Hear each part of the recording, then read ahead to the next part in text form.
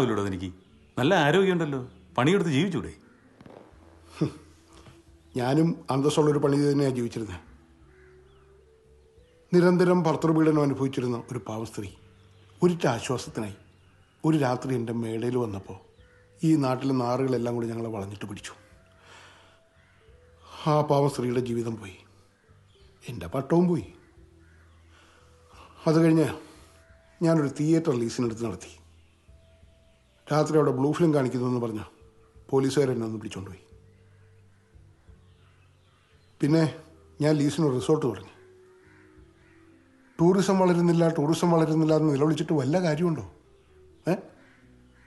ടൂറിസ്റ്റുകളെ ഇങ്ങോട്ട് കൊണ്ടുവരണമെങ്കിൽ അവരെ എൻ്റർടൈൻ ചെയ്യിക്കാനുള്ള സാധനങ്ങൾ കൊടുക്കണ്ടേ? അതിനുവേണ്ടി ഞാൻ രാജ്യത്തിൻ്റെ പല ഭാഗത്തു നിന്നും സാമ്പത്തികമായി പിന്നോക്കം നിൽക്കുന്ന ചില പെൺകുട്ടികളെ കൊണ്ടുവന്ന് ഒരു മസാജ് സെൻ്റർ തുടങ്ങി. അപ്പോൾ പോലീസുകാർ വന്ന് അവരെ പിടിച്ചുകൊണ്ട് പോകാന്നേ. മാന്യമായൊരു തൊഴിൽ ചെയ്ത് ജീവിക്കാനുള്ള സാമൂഹിക സാഹചര്യം ഇവിടെ ഇല്ലെന്ന് മനസ്സിലാക്കിയപ്പോൾ ഞാൻ തീരുമാനിച്ചു, ഇനി ഇങ്ങനെ കഷ്ടപ്പെടണ്ട.